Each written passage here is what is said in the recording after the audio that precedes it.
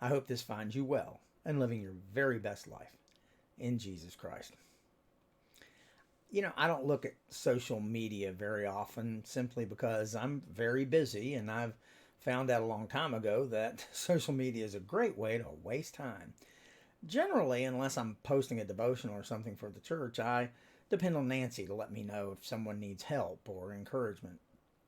However, I have noticed that there is a new meme going around which basically implies that 2020 is the worst year ever and that it's a hopeless situation since bad things just keep happening. Well, okay, I suppose if you look at it from that angle, they have a point. I mean, between the pandemic, shutdowns, job losses, racial rioting, political upheaval, and just generally bad stuff happening all the time, it would be easy to conclude that this is the absolute worst year on record. If you combine this with our daily problems, it's easy to see why so many people are sure that the sky is falling and give in to hopelessness. As I've mentioned before, until recently, no one would ever accuse me of being a Pollyanna. Most of my life, I've considered myself a realist. And by the way, a realist, I have since concluded, is a pessimist with a good vocabulary and a need to be right. So most of the time, if there was a negative way of looking at something, I could not only find it, but argue that it was the norm. And I became, without a doubt, one of the bitterest, most pessimistic, and hopeless human beings alive. I was constantly plagued by a sense of foreboding and disaster, even when things were going, well, seemed to be going well, making sure that no matter what, I was absolutely sure that something horrible was going to happen or was just around the corner. Thank the Lord, through prayer, study, and the infilling of the Holy Spirit, I have been delivered from that mindset because now I can see clearly for the first time in my life.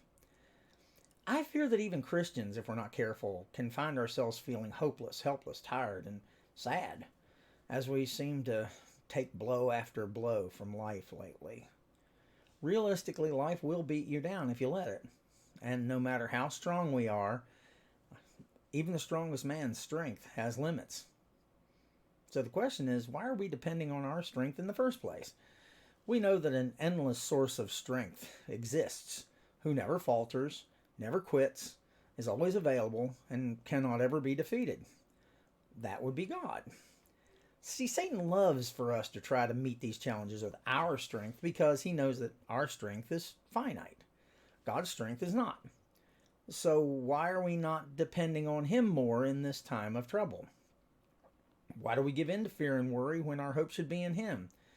Well, I've thought about that a lot, and I think a lot of it is just habit. Our thoughts have created an attitude that has become such a part of how we think it's almost impossible without the Lord's help to overcome it and see things the way they really are. It's taken me a long time to break that strong hold in my mind of worry and bitterness that created in me such a pessimistic mindset.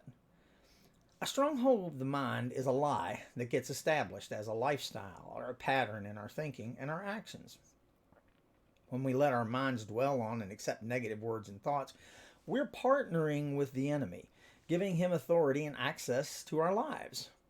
As it happens, strongholds begin to develop, take control of our thoughts, and ultimately our actions. We find ourselves struggling to live the victorious, abundant life that God has in store for us. But God has given us a way to overcome these strongholds. We don't have to be bound and controlled by our emotions or thoughts. We're promised in John 8:36, he whom the Son has set free is free indeed. In 2 Corinthians 10:4 and 5, the Apostle Paul assures us that the weapons we fight with are not the weapons of the world. On the contrary, they have divine power to demolish strongholds. We demolish arguments and every pretension that sets itself up against the knowledge of God, and we take captive every thought to make it obedient to Christ. The process of overcoming strongholds may take time, as thought patterns need to be reshaped and the automatic responses we often give need to be replaced. It requires effort and consistency to take control of our thoughts and turn them from the things of this world to the things of God. Psalm 19:14 says, "Let the words of my mouth and the meditations of my heart be acceptable in thy sight." I mean, what I'm saying is, if you're worried about all the things going on right now, be at peace. I assure you, God is still in control. Instead of worrying, set your thoughts on changing your mind with the Lord's help and let the Holy Spirit guide you toward a new mind and a new heart, a heart full of hope and peace, and more importantly, anchored in the solid rock that is Jesus Christ. I hope you make today a terrific day. I want you to know that I'm here if you need me, and I love you all.